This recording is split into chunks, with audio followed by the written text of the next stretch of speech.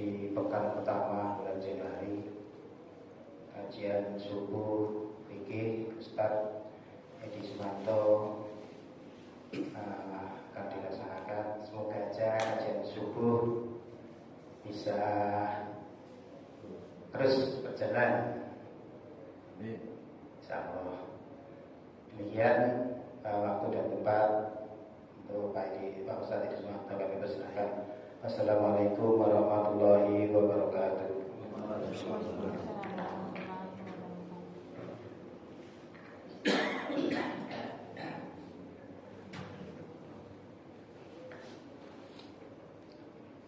Assalamualaikum warahmatullahi wabarakatuh. Bismillahirrahmanirrahim. Alhamdulillahi rabbil alamin wa bihi nasta'inu ala umuri dunya waddin. Assalatu wassalamu ala asrafil anbiya'i wal mursalin wa ala alihi wa sahbihi ajma'in. Amma ba'd. Bapak Ibu jamaah subuh rahimahullah. Jadi syukur alhamdulillah pada pagi hari ini kembali kita bisa hadir ke Masjid Ar-Rayhan bersama-sama melaksanakan sholat subuh jamaah.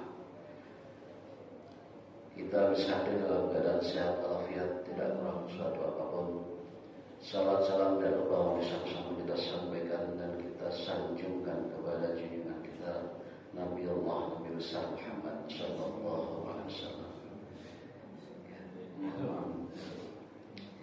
Baik Bapak Ibu jamaah semua yang saya hormati, pada pagi ini saya ingin melanjutkan yang beberapa waktu kita lalu yang kita bahas. Mungkin mengulang ya beberapa hal yang ingin saya ulang. Masih berkaitan dengan sholat berjamaah.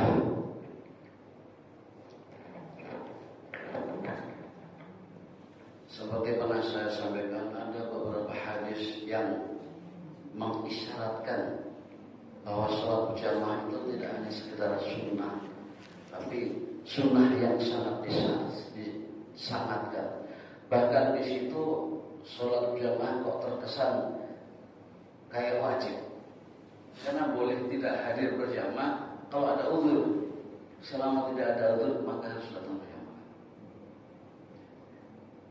Bahkan pernah saya sampaikan ada sebuah hadis, orang yang nggak bisa jalan pun sampai dipapah dan diberdirikan di sholat berjamaah di masjid. Bahkan orang yang buta yang minta keringanan kepada Rasulullah ingin tidak sholat berjamaah, Rasul mengatakan masih mendengar azan enggak? Masih, maka wajib datang, tetap datang. Jadi jamaah sekalian, memang sholat berjamaah sunnah, tapi sunnah yang sangat disangatkan, bahkan di situ boleh tidak berjamaah kalau ada uzur, ada hujan, sakit dan seterusnya. Pernah saya sampaikan ya. Yang ingin saya sampaikan pada pagi hari ini, sekali lagi saya mungkin lebih ingin mari kita tanya jawab, mari kita saling tukar-menukar informasi, syukur-syukur bisa saling menjawab, saling bertanya dan saling menjawab. Apalagi sekarang ini ya, alhamdulillah Pak Adiaman sudah bisa hadir hari ini, bisa memberikan banyak tambahan jawaban ya. Baik, mengulang yang pernah saya sampaikan pada pertemuan berikutnya, bahwa dalam berjamaah ada istilah muwafiq, ada istilah masbuk. Sebenarnya ini sama-sama sholat terlambat, cuma kalau muwafiq terlambatnya sedikit. Karena muwafiq adalah orang yang menjadi makmum tapi masih mendapatkan waktu untuk membaca Al-Fatihah di rakaat yang pertama, di sholat pertama masih mendapatkan waktu untuk bisa membaca surat Al-Fatihah. Tapi kalau masbuk sudah tidak bisa, dia sudah nggak ketemu Al-Fatihah, bisa terlambat ya. Bisa bahkan terlambatnya bisa di rakaat kedua sudah baru datang dan seterusnya. Ya mas sekalian, silahkan nanti kita tanya jawab ya. Di dalam sholat berjamaah, ketika kita datang sebagai masbuk ya, datang terlambat. Yang pertama ya, ketika mendapati imam sedang berdiri, ya sudah takbiratul ihram dan sedang berdiri, maka kita datang terlambat, yang dilakukan Allah Akbar langsung membaca Al-Fatihah. Yang pertama, jadi ketika kita sholat datang terlambat, tapi mendapati imam masih sedang berdiri, sudah takbiratul ihram, maka tidak hanya takbiratul ihram, misalnya datang di rakaat kedua itu sama, tapi sedang berdiri, maka kita langsung membaca Al-Fatihah sedapatnya. Yang pertama. Yang kedua, ketika kita datang masbuk mendapati imam, karena kita merasa kok sudah agak lama, kita khawatir imam akan segera rukuk. Nah, sudah lama ya. Tetap kita upayakan Allah Akbar baca Al-Fatihah, tapi sedapatnya. Begitu Allahu Akbar, Bismillahirrahmanirrahim, Alhamdulillah dan seterusnya, kok langsung imam rukuk, kita ikut rukuk. Jadi nggak boleh berlama-lama nunggu sampai Al-Fatihah selesai, langsung ikut rukuk. Kemudian berikutnya, ketika kita datang masbuk, imam sudah bergerak akan rukuk atau bahkan sudah rukuk, maka kita takbiratul ihram Allah Akbar langsung ikut rukuk tanpa membaca Al-Fatihah. Jadi kalau kita datang imam sudah bergerak rukuk atau sudah rukuk, maka takbiratul ihram langsung kita ikut rukuk. Dalam sebuah hadis yang diriwayatkan oleh Bukhari Muslim, saya bacakan. An Abi Hurairah radhiyallahu anhu, qala Rasulullah sallallahu alaihi wasallam, man adraka ra'atan min as-salati ma'al imami faqad adraka as-salah. Dari Abu Hurairah berkata, bersabda Rasulullah sallallahu alaihi wasallam, siapa yang mendapati satu rakaat atau rukuk dari sembahyang beserta imam, maka sesungguhnya ia telah mendapatkan sembahyang itu seluruhnya. Dari Bukhari Muslim. Jadi kalau kita datang, kita dapat rukuk. Ini artinya seluruhnya itu, maksudnya seluruhnya di rakaat itu, bukan berarti kalau dia di rakaat kedua terus rakaat yang pertama dianggap sudah tidak. Ya. Kalau kita dapat di rakaat kedua, kemudian kita dapat rukuk, maka rakaat yang itu sempurna. Ya. Rakaat yang kedua itu. Namun tetap harus menambah di rakaat yang pertama. Misalnya kita datang di rakaat yang kedua. Kalau kita datang di rakaat pertama, kita masih mendapatkan rukuk, maka sempurna rakaatnya. Ini yang hadis ini yang mendasari batasnya rukuk. Walaupun ada pendapat lain yang batas mendapatkan rakaat adalah Al-Fatihah, kita bisa mendapatkan Al-Fatihah. Tapi hadis Bukhari Muslim ini yang mendasari, yang barangkali masyhur ya, bahwa batas rakaat, batas kita mendapatkan rakaat adalah rukuk. Bapak Ibu jemaah sekalian, tadi saya sampaikan ada penjelasan. Jadi yang dimaksud mendapati sembahyang atau sholat itu seluruhnya di hadis ini adalah bukan berarti kalau kita di rakaat kedua kita mendapatkan juga sempurna dengan rakaat pertama, padahal kita datang di rakaat kedua tidak. Tapi artinya sempurna di rakaat itu ketika kita mendapatkan rukuk, mendapati rukuk di rakaat yang bersangkutan sholat tersebut. Ya. Baik, jemaah sekalian. Kemudian yang ketiga, ketika kita masbuk, kita mendapati imam sedang duduk tasyahud atau sedang sujud dan seterusnya, maka kita ingat ya bahwa takbiratul ihram tetap tidak boleh ditinggal. Kita datang ke masjid, imam sedang sujud atau sedang duduk tasyahud, maka Allahu Akbar takbiratul ihram, langsung kita sujud atau kita duduk sesuai keadaan imam tanpa membaca takbir. Jadi ketika Allahu Akbar langsung duduk atau langsung, kalau memang sujudnya lama ya kita kejar ikut sujudnya. Dijelaskan di fikih ini dengan tidak membaca takbir, ya. Jadi setelah takbiratul ihram langsung sujud atau langsung duduk tasyahud kalau memang sudah tasyahud, ya, dan seterusnya. Bapak Ibu,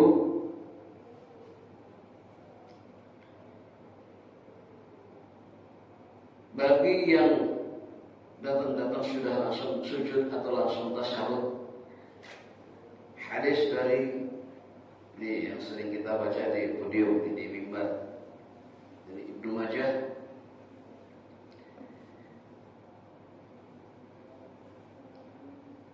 an Sahl bin Sa'd radhiyallahu anhu anna an-nabiy sallallahu alaihi wasallam qala al-imam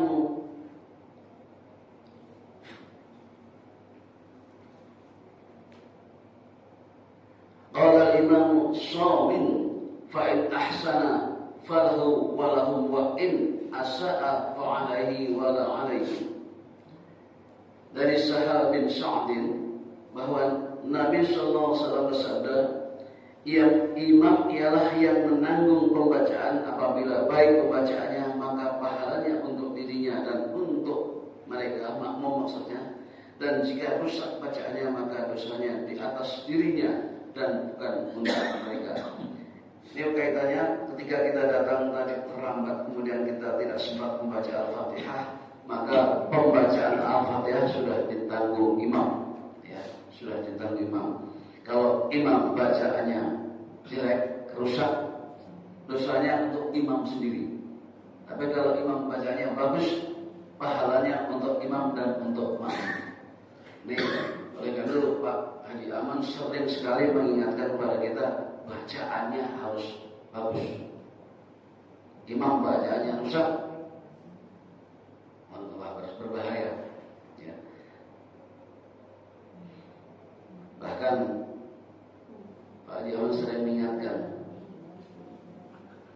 kalau kita tahu bacaan imam rusak, yang paling bagus ya sholat sendiri,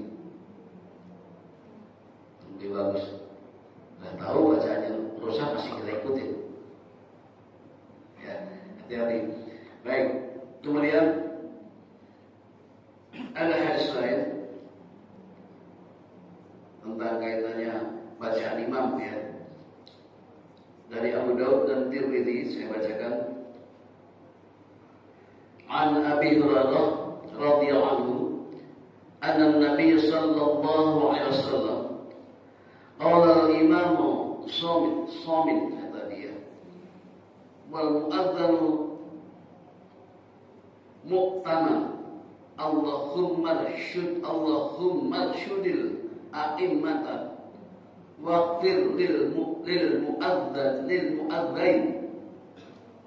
mu'adzin.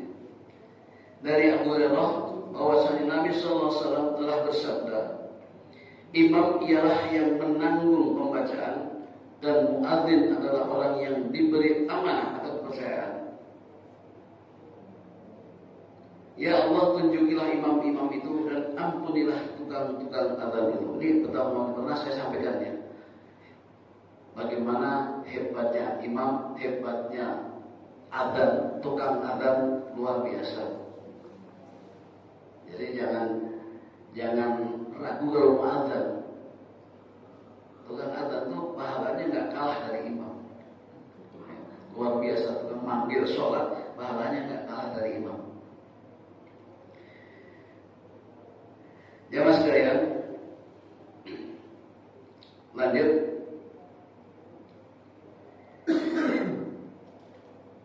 Bagi orang yang masyhur mendapati imam sedang duduk di tasyahud, ya tasyahud akhir misalnya, sedang duduk di tasyahud akhir.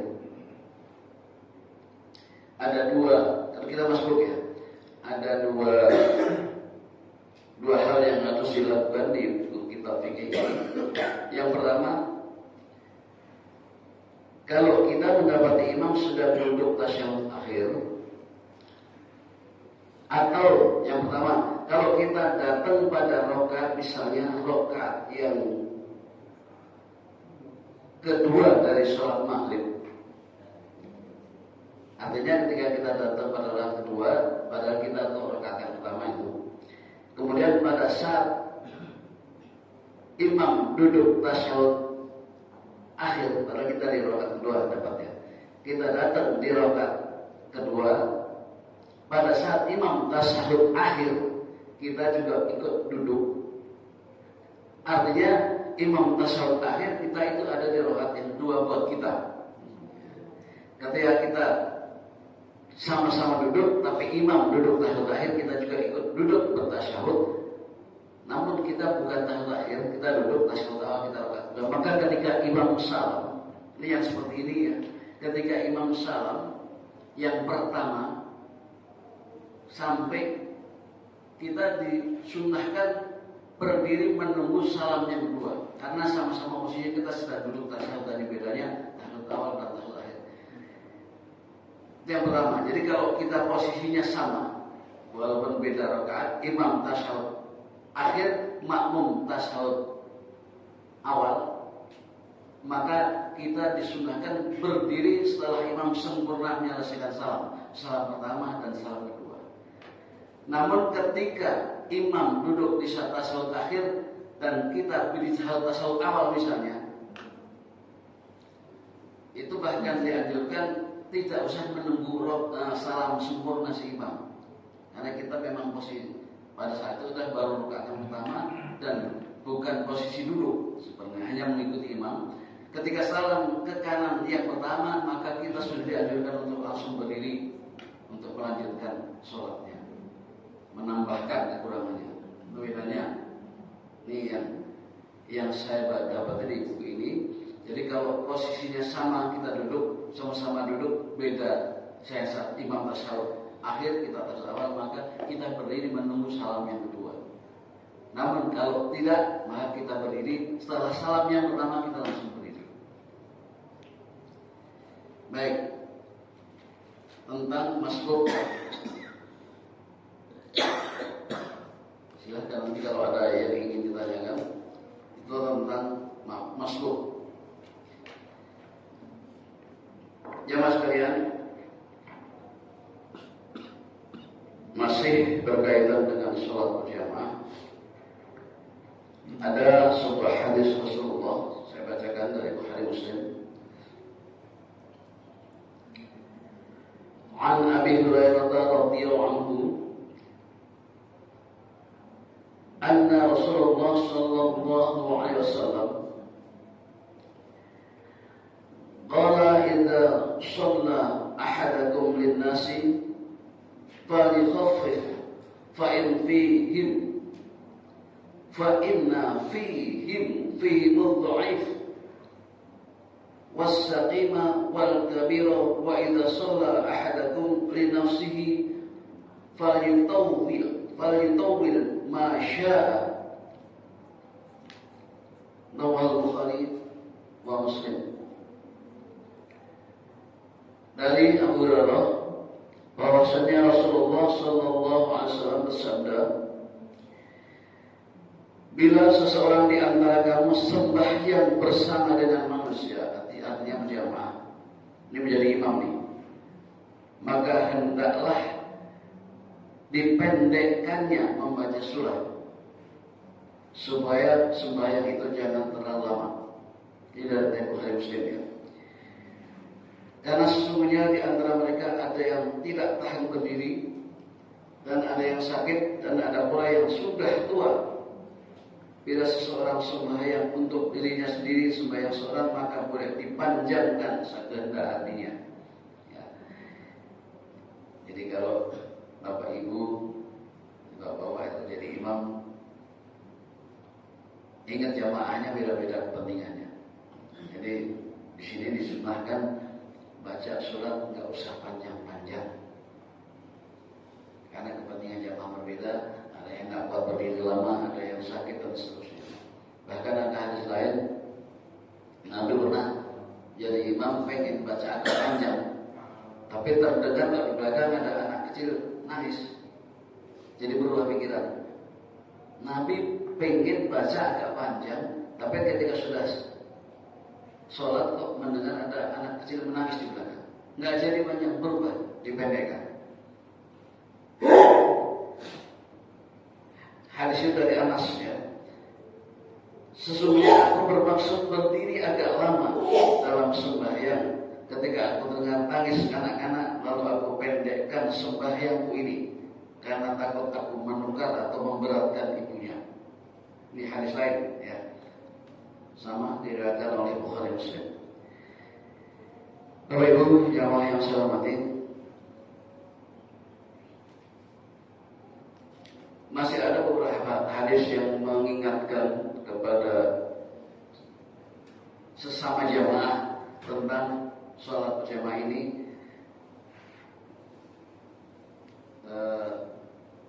Misalnya contoh,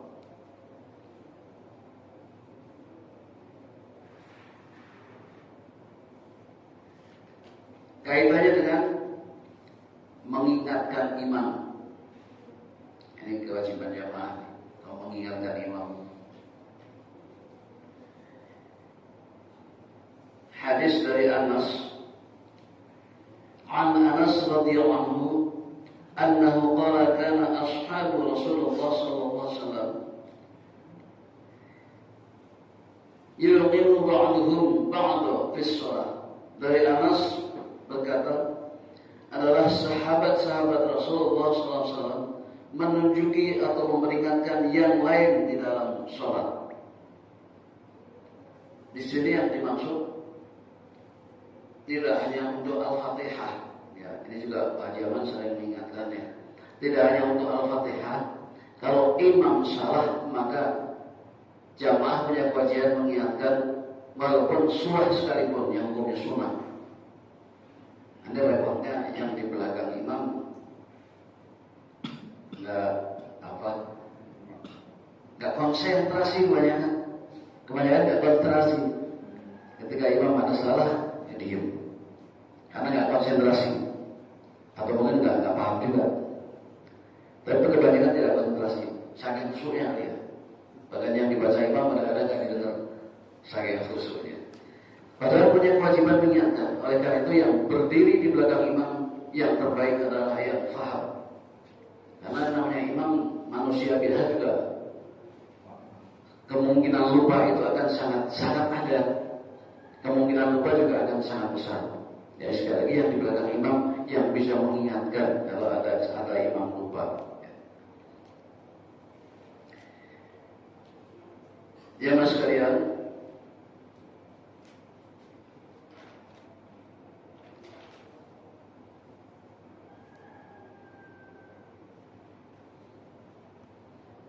ini ada jamaah yang masbuk di sholat subuh. Ketika kita datang di sholat subuh cuma 2 rakaat. Datang di rakaat yang kedua, kita sudah datang di rakaat yang kedua. Maka ketika imam membaca qunut, kita tetap mengaminkan, tetap mengangkat tangan untuk mengaminkan qunut. Kemudian ketika imam sudah salam, kita berdiri, maka di rakaat yang kedua bagi kita tetap membaca qunut lagi. Karena qunut yang pertama itu qunut sekedar mengikuti imam, tapi qunut yang kedua itulah qunut kita yang disunahkan. Ya. Jadi bukanlah tadi sudah qunut, tidak, tapi di rakaat yang kedua untuk kita, maka kita tetap membaca qunut. Bagi yang berpaham bahwa qunut sunnah, maka sangat disunahkan. Ya. Kalau yang tidak ya sudah biasa. Jadi mengingatkan kembali untuk kita semua, siapapun kita, ya kalau imam baca qunut, ya kita angkat tangan, kita aminkan. Kalau imam tidak pakai qunut, jangan kita kunut sendiri, ikut sujud. Itu yang rusak ya, begitu tuh. Imam kunut kita enggak, saya enggak kepake. Sholat berjamaahnya rusak, sholat berjamaahnya gugur, karena sudah memisahkan ini. Kecuali imam kunut kita makmum tetap kunut ikut mengaminkan, walaupun enggak angkat tangan, tapi kita mengaminkan. Insya Allah tetap dapatkan pahala berjamaah. Tapi ketika imam baca kunut, kita merasa saya nggak pakai kunut, nggak biasa pakai kunut, kemudian tidak mengaminkan, apalagi bergerak tangan mengangkat, ya, apalagi mengangkat tangan, tidak, maka itu gugur sholat berjamaah. Hati-hati. Ya. Artinya sudah memisahkan diri. Ya, sekali lagi, imam diadakan untuk diikuti, apapun yang dilakukan imam kita ikuti. Kalau imam berdoa kunut, ya kita aminkan dan seterusnya. Kalau imam nggak pakai doa, ya jangan doa sendiri kita. Imam langsung sujud, ya kita ikut sujud. Nggak pakai kunut lagi, jangan. Wah, saya sunnah muakkad harus pakai. Tidak, kalau kita mau ikut imam. Ya, baik. Itu beberapa hal tentang masbuk dan masih berkaitan dengan sholat jamaah.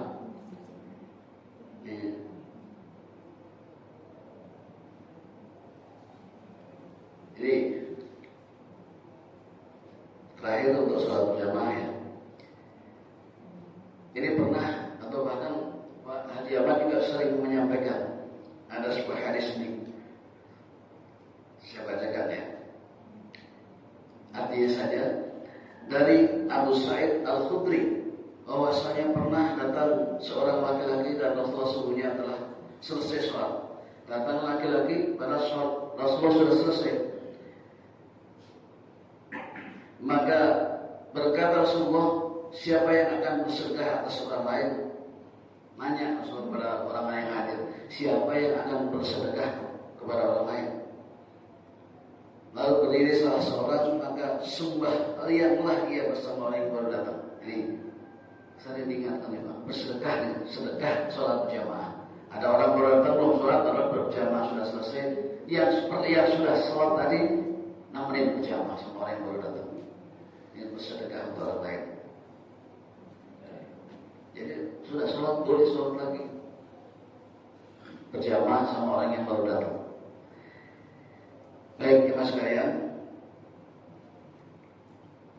bab setelah ini nanti akan kita bahas, mudah-mudahan akan depan ya, atau yang datang kita bahas tentang sholat jamak dan qashar. Untuk hari ini itu mari sama-sama yang ingin ditanyakan dan silakan saling menjawab biar lebih hidup suasana. Jadi tidak satu arah, mari dua arah. Boleh tentang yang baru saja saya bacakan, saya sampaikan, atau hal-hal lain yang ingin ditanyakan yang berkaitan dengan ibadah sholat khususnya, atau hal-hal lain fikih pada umumnya, silakan. Biasanya apa namanya mulai? Tanya Ustaz. Ya, Allah siap. Tentang sholat jamaah akhir dilakukan pas di akhir isya ya, maksudnya waktu jam isya itu didulukan maghribnya atau isyanya Ustaz? Ya, ya. Lagi? Ya, tadi tentang jamaah ya, termasuk dari isya. Ya, tentang bahasan terakhir tadi yang sedekah sholat jamaah ya. Itu sebaiknya yang udah sholat tadi jadi makmum atau boleh jadi imam juga ketika bersedekah sholat Ya. tadi.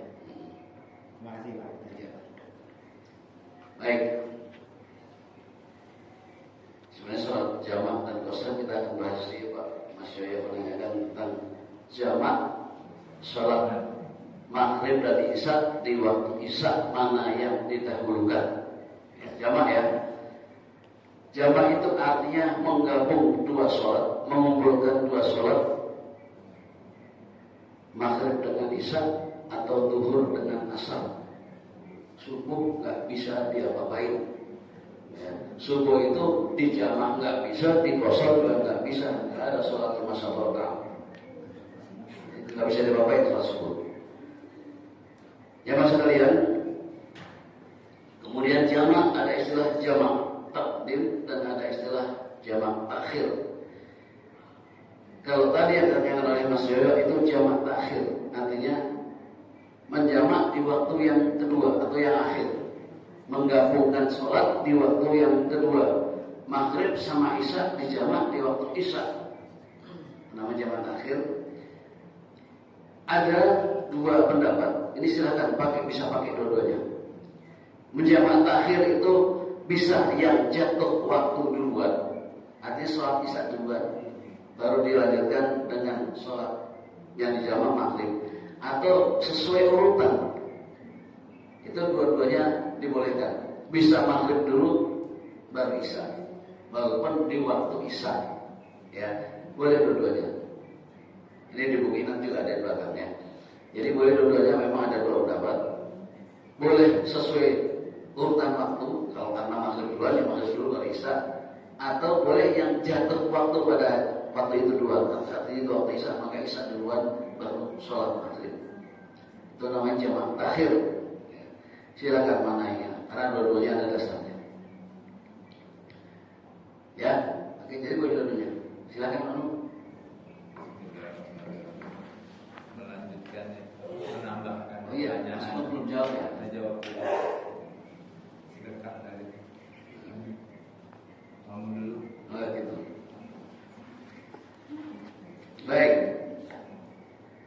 Tadi pertanyaan Mas Mul, bersedekah tentang berjamaah tadi, yang datang belakangan ini yang belum sholat jadi imam atau jadi makmum. Biasanya untuk jadi imam itu ada persyaratan khusus. Jadi kalau ternyata sebenarnya yang diutamakan jadi imam ya yang belum sholat, tapi karena ada persyaratan khusus, kalau yang datang belakangan nggak bisa jadi imam, ya boleh saja yang sudah sholat menjadi imam.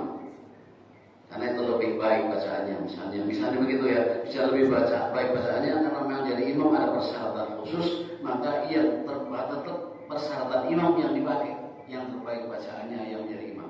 Barangkali Pak Haji Ahmad bisa menambahkan nih yang ini pertanyaan kedua nih, Haji Ahmad monggo. Bahkan nih yang ini pertanyaan kedua nih, Haji Ahmad monggo.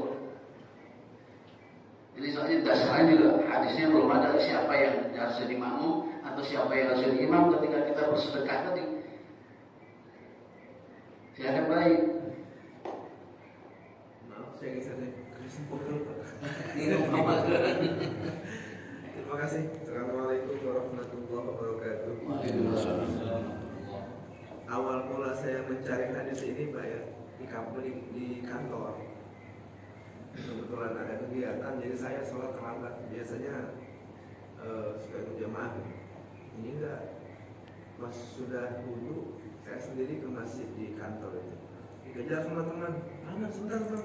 Saya ikut. Kenapa? Mau sholat ya?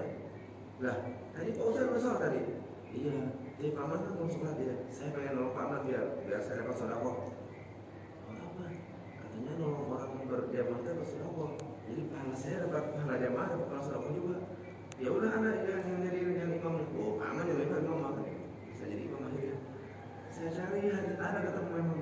Jadi siapa yang pengen pahala sedekah ya tolonglah orang itu dapat pahala jamaah. Seperti itu. Kalau masalah imam makmum adalah berlaku Pak itu mah. Syarat rukun berlaku itu mah. Iya. Untuk pertanyaan ada syarat rukunnya Pak ya. Pertanyaan berlaku itu mah. Itu mah hadis untuk imam mah innama ya'umukum man aqra'ukum li kitabillah. Itu berlaku itu mah. Itu hadisnya innama ada inna ada ma lagi. Ada tul hasil wa taukid kalau dalam bahasa Arabnya itu. Hasil itu pembatasan Pak, hanya taukid sesungguhnya. Sungguh hanyalah orang yang paling fasih yang berhak menjadi imam. Itu hadisnya itu. Itu nggak bisa dia. Hadisnya udah untuk ketentuan untuk yang berjamaah. Tapi ada aturannya. Fa in kana fil qiraati sawa fa afqahum li sunnati Rasulillah. Bila dalam kefasihan bacaan Qur'annya sama, gitu ya. Maka cari yang paling paham fikihnya. Umpamanya Pak Ki Asep dengan Pak Ustadz Edi, kita lihat bacaannya bareng sama gitu ya. Masih Pak Ustadz Pak Asep, berarti Pak Asep yang paling berhak menjadi imam. Pak Ustadz Pak Edi jadi imam. Tapi kalau bacaannya sama dua orang ini, nah kita lihat yang baca fikih Pak Edi, maka Pak Edi berhak menjadi imam karena dia lebih paham tentang hadis gitu. Yang ketiga, fa in kana fil fiqhi sawa fa aqdamuhum hijratan. Bila dalam fikih pemahaman fikih hadisnya sama, maka lebih dahulu hijrahnya. Kalau hijrah zaman Nabi, hijrah dari Mekah ke Madinah. Pemahaman hijrah sekarang hijrah dari kehidupannya acak-acakan menjadi yang benar gitu maksudnya. Jadi lebih kalau tadi bahasa jamaah, tadi nggak berjamaah jadi sering berjamaah gitu, hijrah juga sama itu. Yang tadi yang mau belajar ikut belajar, yang tadinya nggak ikut kajian ikut kajian, hijrah juga sama itu. Dari orang seperti itu. Jadi yang paling fasih, yang paling paham fikih hadisnya, yang paling dulu hijrahnya. Yang keempat, baru yang keempat ini, yang paling banyak di tatanan kebiasaan Betawi saya lihat ini. Fa in kana fil hijrah sama, fa aqbaluhum sinnan, yang lebih tua umurnya. Maka ketika saya di sini jadi imam itu karena saya lebih tua, nggak ada yang tua dari saya Pak ya. Tahu Pak Jan berapa Jan umur Pak Jan? Masih muda. Ya, iya baik ya. Saya udah 66 Pak sekarang ini. Jadi bukan saya karena afroh, saya karena afroh ya, karena saya lebih tua. Dari bacaan sama, dari fikih sama gitu, dari hijrah mungkin sama. Hijrah mungkin duluan Pak Edi Pak Asep. Saya mah belakangan dalam kesininya kan. Dan bahkan jarang jamaah saya mah. Jadi itu Pak. Nah tadi masalah apa tadi? Dapat soal seperti itu hadisnya itu. Cuma ketika bicara masalah jamaah ya itu berlaku tetap aturan itu. Bahkan ketika kita bahas lebih jauh lagi tentang fikih ini, itu ada kita baca Fathul Mu'in itu ada enak kalau kita baca itu ada bahasa Arabnya ada artinya, kita baca bahasa Arabnya kita baca artinya, itu kita wajib dipelajari setiap pesantren Fathul Mu'in. Saya tahun 90 berapa itu main ke rumah seorang kiai orang Ciomas tapi di Cianjur adanya. Pak Kiai, saya pengen ngelihat kitab Fathul Mu'in. Kenapa? Saya belum pernah lihat seperti apa kitabnya. Orang Banten kenal Fathul Mu'in katanya. Dosa itu katanya. Fathul Mu'in itu wajib setiap pesantren ada. Waduh, saya belum pernah lihat. Jadi saya cari Fathul Mu'in. Setiap di masjid ada perpustakaan saya cari. Kebetulan saya pernah tinggal di Pondok 1. Biar perpustakaannya ada. Ini terjemahannya. Sampai saya fotokopi berbanyak saya bagi ke teman yang mau gitu. Tapi ketika saya main kemana? Gara-gara beli karpet ini kemana ke Tanah Abang dengan Pak Hari. Pas main ke belakang itu ada komputer. Ya, Fathul Mu'in. Maka saya beli terus itu. Yang beli itu Pak Mu'alim kalau saya. Di masjid. Kitab itu ada syaratnya.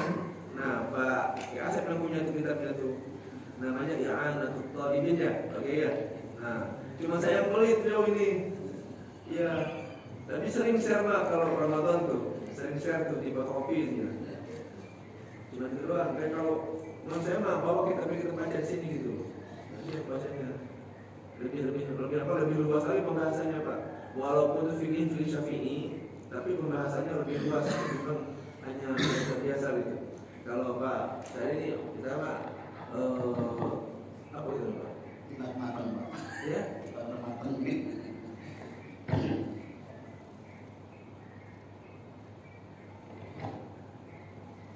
Bukan ini namanya? Yang pernah kita baca dulu namanya? Faedah ya. Terus saya ya? Faedah ya. Itu termasuk luas juga itu.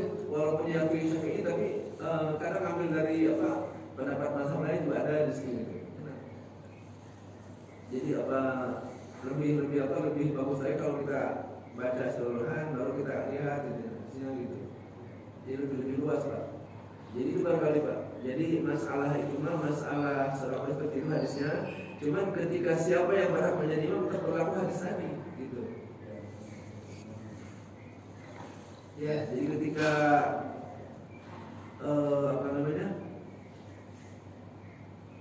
ketika makmum dan imam itu sholat, imam apa sebenarnya?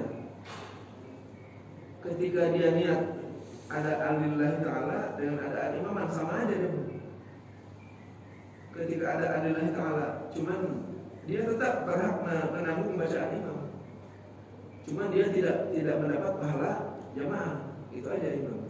Nah, kalau makmum harus baca adaan makmuman kalau dia pengen pahala jamaah.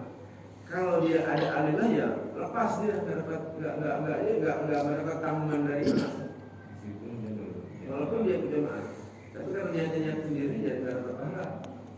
Itu di mazhab Syafi'i Pak ya. Kalau di lain nggak tahu saya. Kalau mazhab Syafi'i seperti itu aturannya. Jadi ketika dia niat, makanya sholat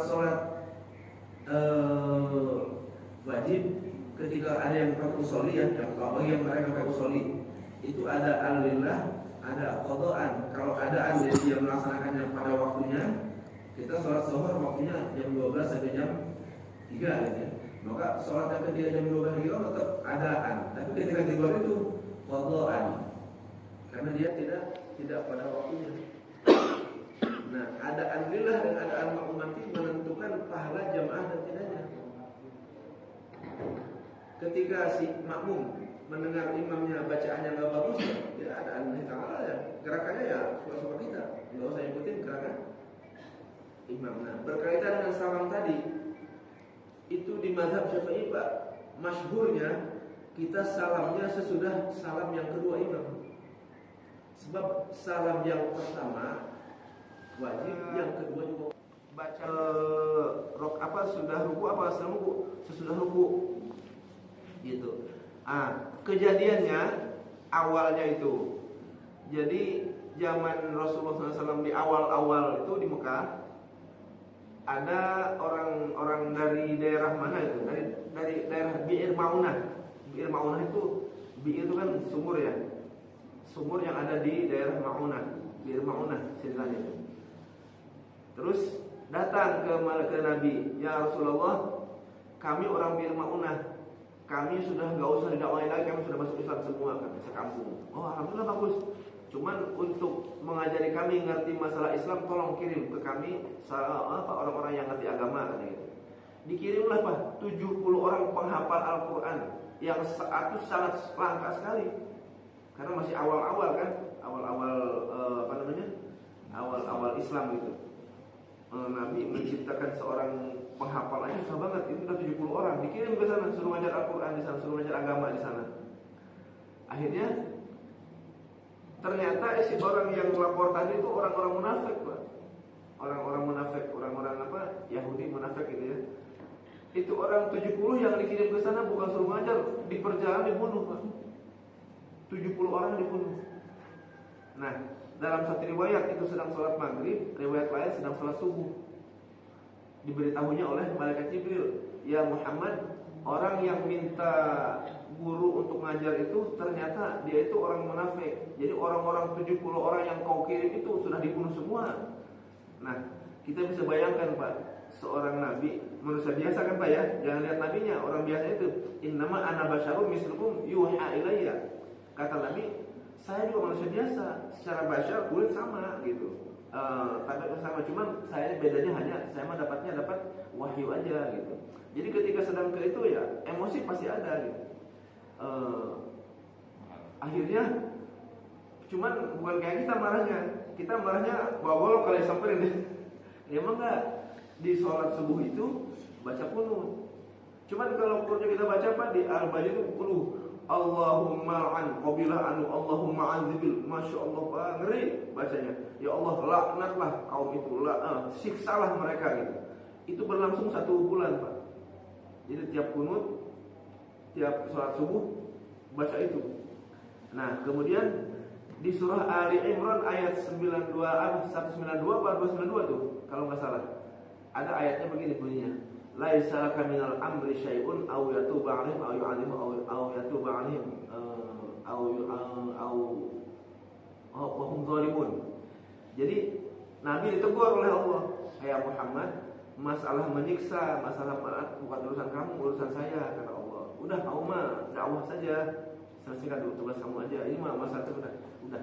Artinya setelah sebulan berhenti patuh. Yang berhenti bukan kunutnya, tapi caci makinya itu, doa-doa yang melarangnya. Digantilah doanya dengan apa? Doa Allahumma hdini fi man hadait wa afini fi man afait wa tawallani fi man tawallait wa barik li wa qini bi rahmatika innaka taqdir. Terus sampai terakhir.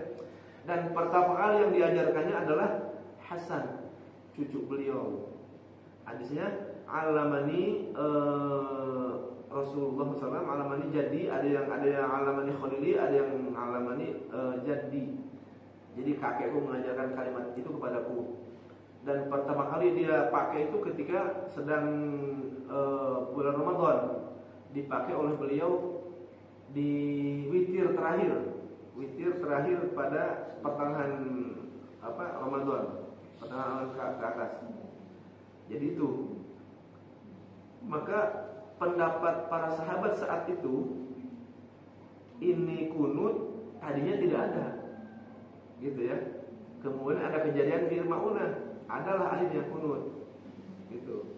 Kemudian sahabat, berarti tadinya tidak, udah nggak usah ada berarti, gitu. Karena ada kejadian luar.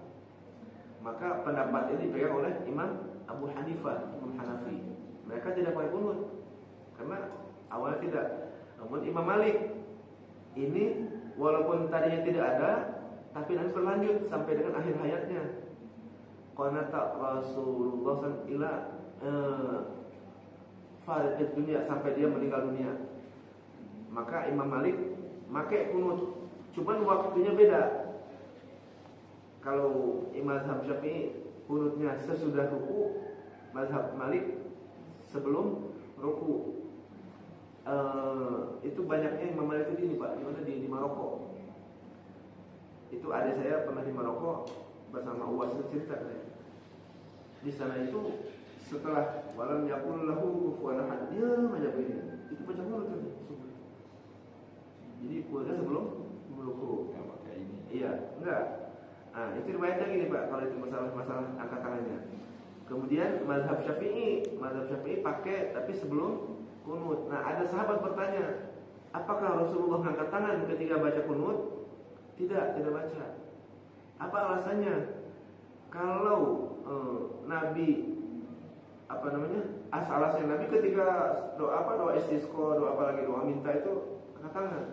Ini masalahnya dalam keadaan sholat itu banyak doa tapi nggak ada ini kan, nggak ada angkat tangan kan. Coba kita ketika baca tasyahud, Allahumma inni a'udzubika min adzabil, nggak begini kan. Nah, berarti nggak usah kayak gitu. Tapi ada salah seorang mazhab Syafi'i yang berpendapat di kitab itu, di Al-Bajur itu, Imam Atha namanya.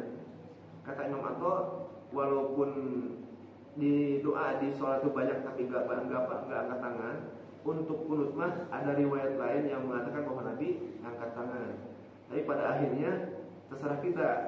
Kalau syariat baca kunutnya mah jelas sama udah, karena sampai ada teguran dari Allah gitu kan ya.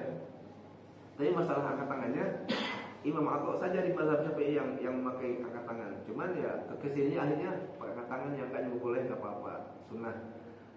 Kemudian mazhab Hambali, Imam Ahmad bin Hanbal itu pendapatnya pertengahan antara mazhab Hanafi dengan mazhab Syafi'i. Tadinya tidak ada, maka tidak ada pula. Ada kalau ada kejadian kayak kita kemarin COVID. Nah, sunnah ada kunut, namanya kunut nazilah. Tapi berlaku bagi semua waktu, tidak hanya subuh, zuhur, asar, maghrib, isya pun pakai. Masalah angkat tangannya sama, tidak sepakat. Ada yang angkat tangan, ada yang enggak. Karena kalau semua doa di sholat angkat tangan ya, ketika Allahumma inna a'udzubika harusnya begini, enggak. Berarti sunnah juga. Pendapatnya menurut Imam Atha tadi, Imam Atha mensunnahkan ketika kunut baca angkat tangan gitu Pak. Itu masalah kunut Pak ya. Jadi kemudian ketika kunut tidak dilaksanakan, kita bicara mazhab Syafi'i lagi. Karena kunut itu menurut mazhab Syafi'i sunnah muakkadah, maka berdasarkan hadis Nabi, bila kamu lupa rakaat atau lupa dalam sholat apapun, maka tambahkanlah rakaat itu, kemudian sholat diakhiri dengan sujud sahwi. Nah, berdasar hadis ini mazhab Syafi'i berpendapat ketika kunut tertinggal, sunnah pula hukumnya sujud sahwi. Jadi sujud sahwi itu sunnah, kalaupun nggak pakai nggak apa-apa. Jadi kalau kata bahasa Ustaz Adi Hidayat jangan terlalu soleh katanya. Jadi ketika kita biasa kunut, imam nggak kunut, kita sujud sahwi sendirian, ya nggak usah lah. Jadi kalau umpamanya imam sujud sahwi, ikut sujud sahwi seperti Pak Edi bilang tadi. Memang hadisnya begitu. Ketika ada sahabat buru-buru mau ke masjid, stoplah Nabi, jangan buru-buru, pelan-pelan aja jalannya. Apa yang kamu dapatkan nanti di masjid, ikutilah dia. Bila kurang ya tambahin. Gitu. Itu sudah masbuk tadi. Jadi untuk masbuk ini juga ada yang saya jelaskan juga. Masalah rakaatan tadi Pak, ada dua hadisnya itu. Ada hadis untuk masbuk, ada hadis untuk ketika orang yang lupa waktu, bukan yang sengaja ya. Ketika kita sedang ngobrol, lupa, tahu-tahu udah mau asar Pak. Asar jam 3 lewat seperempat, jam 10 sudah sholat. Ketika takbir ihram, terus ruku, azan, asar, nggak dapat sholat tuh Pak. Yang disebut rakaat sana harus sempurna. Ada ruku, ada sujud, sudah bangun lagi ke baru satu rakaat itu. Itu man adraka rakaatan faqad faqad adraka sholatan. Jadi siapa orang yang sempat satu rakaat, maka dia sudah dapat 4 rakaatnya gitu. Itu untuk yang terlambat sholat, yang lupa waktu. Kalau untuk yang jamaah man adraka rakaatannya memang ruku itu mah. Sampai-sampai guru saya itu gini Pak, memperhatikannya. Ini tangan gue. Ini imam nih, atau ini imam, ini makmum. Kalau dia sedang ruku begini, kalau ketemunya jalan, Allahu Akbar, itu nggak dapat Pak. Nggak dapat rakaat tuh. Tapi kalau ketemunya sini Allahu Akbar, itu baru dapat 1 rakaat. Jadi nggak usah nambahin lagi. Kalau dapat 1 ruku. Tapi kalau orang sudah bilang papalin pangannya sesi jalan, gitu. Itu nggak dapat itu. Jadi harus dapatnya ketika imam sedang ruku, baru itu kalau dia bangun kita ruku, nggak dapat itu. Maka tadi Pak Edi bilang, sebaiknya ketika kita mau sedang berjamaah begini, nggak usah nunda lagi. Fatihah itu dihilangkan nggak apa-apa Pak.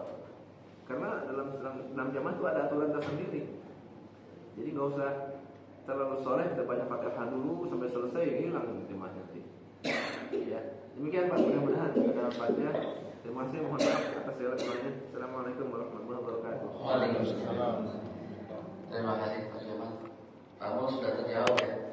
Ketentuan masalah imam tetap berlaku untuk yang sedekah berjamaah. Jadi yang menjadi imam yang persyaratannya dia mulai bersyarat. Oke, untuk suruh sudah tiba.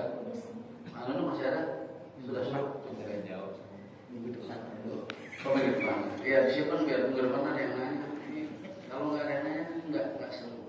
Alhamdulillah Pak Menteri menambahkan sudah jelas ya, ada persyaratan imam segala macam. Baik Bapak Ibu yang masuk yang saya hormati, waktu suruh sudah tiba.